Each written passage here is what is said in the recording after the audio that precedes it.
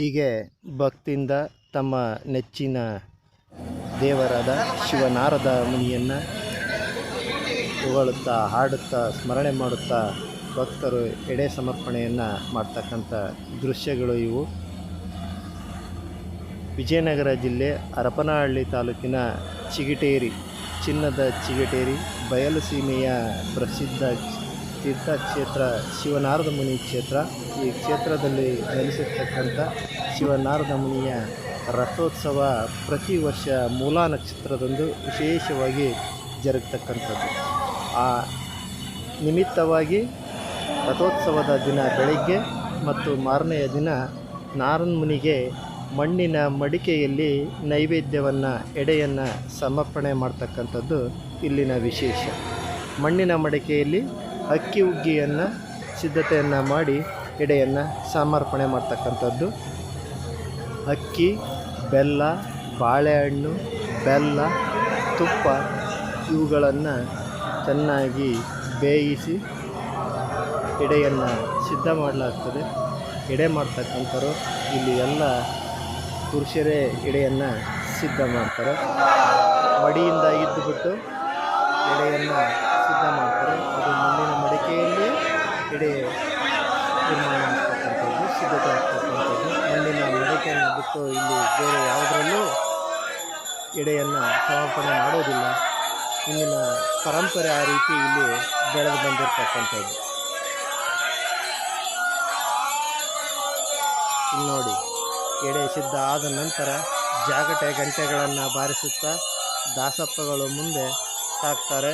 ಅವರ ಹಿಂದೆ ಬಿಸಿ ಬಿಸಿಯಾದ ಎಡೆಯನ್ನು, ಇಡೀ ಮಡಿಕೆಯನ್ನು ಹೆಗಲ ಮೇಲೆ ಹೊತ್ತು ಭಕ್ತರು ದೇವಸ್ಥಾನಕ್ಕೆ ತೆರಳಿ ಎಡೆಯನ್ನು ಸಮರ್ಪಣೆ ಮಾಡ್ತಾರೆ.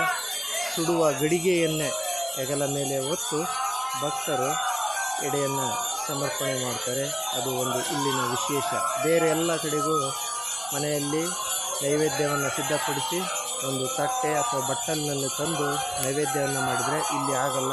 ಇಡೀ ಗಡಿಗೆಯನ್ನೇ ತೆಗೆದುಕೊಂಡು ದೇವಸ್ಥಾನದ ಗರ್ಭಗುಡಿಗೆ ಹೋಗ್ತಾರೆ. ಅಲ್ಲಿಟ್ಟು ನೈವೇದ್ಯವನ್ನು ಮಾಡಿ ಆನಂತರ ಬಂದು ಎಲ್ಲರಿಗೂ ಪ್ರಸಾದ ವಿತರಣೆ ಮಾಡ್ತಕ್ಕಂಥದ್ದು ಇಲ್ಲಿನ ಪದ್ಧತಿ. ಇಲ್ಲಿ ನೂರಾರು ಬೆಡಗುಗಳಿವೆ. ಆಯಾ ಬೆಡಗಿನವರು ಪ್ರತ್ಯೇಕವಾಗಿ ತಾವೇ ಎಡೆಯನ್ನು ಸಿದ್ಧ ಮಾಡ್ತಾರೆ. ತಮ್ಮ ಬೆಡಗಿನವರು ಸೇರಿ ಪ್ರತಿ ವ್ಯಕ್ತಿಗೆ, ಪ್ರತಿ ಕುಟುಂಬಕ್ಕೆ ಇಂತಿಷ್ಟು ಅಂತೇಳಿ ತಾವೇ ಪಟ್ಟಿಯನ್ನು ಸಂಗ್ರಹ ಮಾಡ್ತಾರೆ. 100, 200, 300 ಅವರ ಭಕ್ತಾನುಸಾರವಾಗಿ ಪಟ್ಟಿಯನ್ನು ಸಂಗ್ರಹ ಮಾಡಿ ಅದಕ್ಕೆ ಅಗತ್ಯವಿರುವ ಮಡಿಕೆ, ಅಕ್ಕಿ, ಬೆಲ್ಲ, ಬಾಳೆಹಣ್ಣು, ತುಪ್ಪಗಳನ್ನೆಲ್ಲ ತರ್ತಾರೆ. ಮನೆಯಲ್ಲಿ ಲಭ್ಯ ಇರತಕ್ಕಂಥವ್ರು, ಭತ್ತ ಬೆಳೆಯುವಂಥವ್ರು ಅಕ್ಕಿ ಸಮರ್ಪಣೆ ಮಾಡ್ತಾರೆ. ಬೆಲ್ಲ, ಹೈನುಗಾರಿಕೆ ಮಾಡ್ತಕ್ಕಂಥವ್ರು ಹಾಲು, ತುಪ್ಪವನ್ನು ಸಮರ್ಪಣೆ ಮಾಡ್ತಾರೆ. ಎಲ್ಲವನ್ನು ಇಲ್ಲಿ ತಂದು ಬೇಯಿಸಿ ಎಡೆ ಮಾಡ್ತಾರೆ. ಒಂದು ಬೆಡಗಿನವರು ಇನ್ನೊಂದು ಬೆಡಗಿನವರ ಎಡೆಯಲ್ಲಿ ಅಕ್ಕಿಯನ್ನು ಮಿಶ್ರಣ ಮಾಡುವುದಿಲ್ಲ. ಬೇರೆಯವರ ಬೆಡಗಿನಲ್ಲಿ ಬೇರೆಯವರ ಅಕ್ಕಿಯನ್ನು ಮಿಶ್ರಣ ಮಾಡಿದರೆ ಅದು ಬೇಯೋದಿಲ್ಲ ಅಂತಕ್ಕಂಥದ್ದು ಇಲ್ಲಿನ ಒಂದು ಪ್ರತೀತಿ ಇದೆ. ಹಾಗಾಗಿ ಅದಕ್ಕೆ ಬದ್ಧರಾಗಿ ಎಲ್ಲರೂ ನಡೆದುಕೊಳ್ತಾರೆ. ಒಂದು ಬೆಡಗಿನವರು ಮತ್ತೊಂದು ಬೆಡಗಿನಲ್ಲಿ ಇಲ್ಲಿ ಅಕ್ಕಿಯನ್ನು ಮಿಶ್ರಣ ಮಾಡೋಕ್ಕೂ ಹೋಗಲ್ಲ. ಪ್ರಸಾದ ಲಭ್ಯವಿದ್ದರೆ ಆ ಪ್ರಸಾದವನ್ನು ಎಲ್ಲ ಬೆಡಗಿನವರು ಸ್ವೀಕರಿಸ್ತಾರೆ. ನೋಡಿ, ಈಗ ಭಕ್ತರು ಎಡೆಯನ್ನು ಹೊತ್ತು ಒಂದೊಂದು ಬೆಳಗಿನವರು 4, 6, 8, 10 ಮಡಿಕೆಗಳಲ್ಲಿ ಈ ಎಡೆಯನ್ನು ಸಿದ್ಧಪಡಿಸಿಕೊಂಡು ಬರ್ತಾರೆ. ಬಂದ ನಂತರ ಎಡೆಯನ್ನು ಹೆಗಲ ಮೇಲೆ ಹೊತ್ತು ಮಡಿಯಲ್ಲಿ ಬಿಳಿ ವಸ್ತ್ರವನ್ನು ಧರಿಸಿ ಸ್ನಾನ ಮಾಡಿ ನೀರು ಮಡಿಯಲ್ಲಿ ಗಡಿಗೆಗಳನ್ನು ಹೊತ್ತು ದೇವಸ್ಥಾನವನ್ನು ಪ್ರದಕ್ಷಿಣೆ ಹಾಕ್ತಾರೆ. ಮುಂದೆ ಒಬ್ಬರು ಲೋಬಾನವನ್ನು, ಧೂಪವನ್ನು ಹಿಡಿದು ಸಾಕ್ತಾರೆ.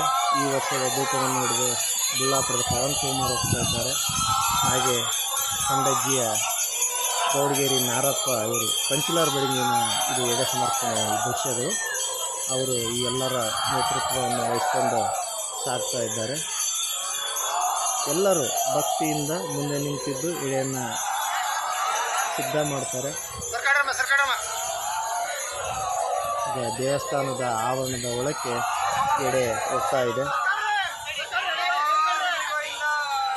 ಬಿಸಿ ಗಡಿಗೆಯನ್ನು ಹೊತ್ತು ಭಕ್ತರು ಬರುತ್ತಿದ್ದಂತೆಯೇ ಅಲ್ಲಿ ಎಷ್ಟೇ ಜನಸಂಖ್ಯೆ ಇದ್ದರೂ ತಾವು ಸರಿದು ಒಳಗೆ ಹೋಗುವವರಿಗೆ ದಾರಿಯನ್ನು ಬಿಟ್ಟುಕೊಡ್ತಾರೆ. ಎಡೆ ನೇರವಾಗಿ ಗರ್ಭಗುಡಿಯ ಮುಂಭಾಗದ ಪ್ರಾಂಗಣಕ್ಕೆ ಹೋಗಿ ಅಲ್ಲಿ ಇರಿಸಲಾಗ್ತದೆ. ನೋಡಿ, ಅಷ್ಟು ಜನ ಭಕ್ತರಿದ್ದರೂ ಸಹ ಎಡೆ ಬಂದ ತಕ್ಷಣ ಎಲ್ಲರೂ ತಾವಾಗಿ ಸ್ವಯಂಸ್ಫೂರ್ತಿಯಿಂದ ಭಕ್ತಿಯಿಂದ ಆಚೆ ಈಚೆ ಸರಿದು ಎಡೆ ಒಳಗೆ ಹೋಗಲು ಅನುವು ಮಾಡಿಕೊಡ್ತಾರೆ. ಇಲ್ಲಿ ಸಾಕಷ್ಟು ಭದ್ರತೆಯನ್ನು ಸಹ ನಿಯೋಜನೆ ಮಾಡಲಾಗಿದೆ. ಭಕ್ತರೇ ಸ್ವಯಂಸ್ಫೂರ್ತಿಯಿಂದ ನಿರ್ಮಾಣ ಮಾಡಿರ್ತಕ್ಕಂಥ ದೇಗುಲಗಳಿಗೆ ಹಿಂದೆ ಪುರಾತನವಾದ ಹಳೆಯ ದೇವಸ್ಥಾನವಿತ್ತು. ಆ ದೇವಸ್ಥಾನ ಶಿಥಿಲವಾದ ನಂತರ ನೂತನವಾದ ದೇವಸ್ಥಾನವನ್ನು ನಿರ್ಮಾಣ ಮಾಡಲಾಗಿದೆ. ನಾರದ ಮುನಿಯ ಭಕ್ತರಿಗೆ ಶ್ರೀಮಂತ ಭಕ್ತರೇ ಎಂದು ಎಲ್ಲರೂ ಕರೀತಾರೆ. ಅಂಥ ಉದಾರತೆಯನ್ನು ನಾರದ ಮುನಿ ಇಲ್ಲಿಯ ಭಕ್ತರಿಗೆ ಕರುಣಿಸಿದ್ದಾರೆ. ಹಾಗಾಗಿ ಎಲ್ಲರೂ ತಮ್ಮ ಭಕ್ತಾನುಸಾರ ಉದಾರವಾಗಿ ದೇಣಿಗೆಯನ್ನು ಮಾಡ್ತಾರೆ. ಹಾಗಾಗಿ ಈ ಕ್ಷೇತ್ರ ಒಂದು ವೈಭವಯುತವಾಗಿ ಕಾರ್ಯಕ್ರಮಗಳನ್ನು ನೀಡ್ತಾ ಬಂದಿದೆ. ನೋಡಿ, ಇಲ್ಲಿ ಮಡಿಕೆಗಳನ್ನು ಗರ್ಭಗುಡಿಯ ಮುಂಭಾಗ ನಾರಾಯಣ ಮುನಿಯ ಮೂರ್ತಿಯ ಮುಂಭಾಗ ಗರ್ಭಗುಡಿಯ ಮುಂಭಾಗ ಇರಿಸಿ ಅದಕ್ಕೆ ಹಣ್ಣುಕಾಯಿ ಮಂಗಳಾರತಿಯ ನೈವೇದ್ಯವನ್ನು ಮಾಡ್ತಾರೆ. ಅಡಿಕೆಯ ಒಂಬಾಳೆಯಿಂದ ನೈವೇದ್ಯವನ್ನು ಸಮರ್ಪಣೆ ಮಾಡ್ತಾ ಇದ್ದಾರೆ ಅರ್ಚಕರು. ಶಿವನಾರದ ಮುನಿ ಗೋವಿಂದ, ಶಿವನಾರದ ಮುನಿ ಗೋವಿಂದ ಎಂಬ ಉದ್ಘೋಷ ನಿರಂತರವಾಗಿ ಮೊಳಗ್ತಾನೆ ಇರುತ್ತೆ. ಎಡೆಯನ್ನು ಎತ್ತಿದ ಕ್ಷಣದಿಂದ ಹಿಡಿದು ಕೊನೆಗೆ ಎಡೆಯನ್ನು ಅಲ್ಲಿ ಗದ್ದಿಗೆಗೆ ತಲುಪಿಸುವವರೆಗೂ ಸಹ ಆ ಘೋಷವಾಕ್ಯ ಮೊಳಗ್ತಾನೇ ಇರ್ತದೆ. ಅಷ್ಟೊಂದು ಭಕ್ತಿ ಮತ್ತು ಶ್ರದ್ಧೆಯಿಂದ ಭಕ್ತರು ಇಲ್ಲಿ ಎಡೆಯನ್ನು ಸಮರ್ಪಿಸ್ತಾರೆ. ಮಣ್ಣಿನ ಮಡಿಕೆಯಾದರೂ ಅಷ್ಟು ಬಿಸಿ ಇದ್ದರೂ ಯಾವುದೇ ಭಯ ಇಲ್ಲದೆ ಭಕ್ತರು ನಾ ಮುಂದೆ ಎಂದು ಗಡಿಗೆಯನ್ನು ಹೊರಲು ಬರ್ತಾರೆ. ಇದುವರೆಗೂ ಯಾರಿಗೂ ಯಾವುದೇ ತೊಂದರೆ ಆಗದೇ ಇರೋ ರೀತಿಯ ಭಗವಂತ ಇಲ್ಲಿ ನಡೆಸ್ಕೊಂಡು ಹೋಗ್ತಾ ಇದ್ದಾನೆ ಅಂತಕ್ಕಂಥದ್ದು ಇಲ್ಲಿನ ಒಂದು ಮೆಚ್ಚುಗೆಯ ಸಂಗತಿ. ಇಲ್ಲಿ ನೈವೇದ್ಯವನ್ನು ಅರ್ಪಿಸಿದ ನಂತರ ಭಕ್ತರು ಮಂಗಳಾರತಿಯನ್ನು ತೆಗೆದುಕೊಂಡು ದೇವಸ್ಥಾನದ ಆವರಣದಿಂದ ಒಳಭಾಗದಿಂದ ಹೊರ ಆವರಣಕ್ಕೆ ತೆರಳುತ್ತಾರೆ. ನೋಡಿ, ದೇವಸ್ಥಾನದ ಒಂದಷ್ಟು ಭಾಗ ಖಾಲಿ ಬಿಡಲಾಗಿದೆ. ಸರತಿ ಸಾಲಿನ ವ್ಯವಸ್ಥೆಯನ್ನು ಮಾಡಲಾಗಿದೆ. ಪೊಲೀಸ್ ಸಿಬ್ಬಂದಿ ಇದ್ದಾರೆ.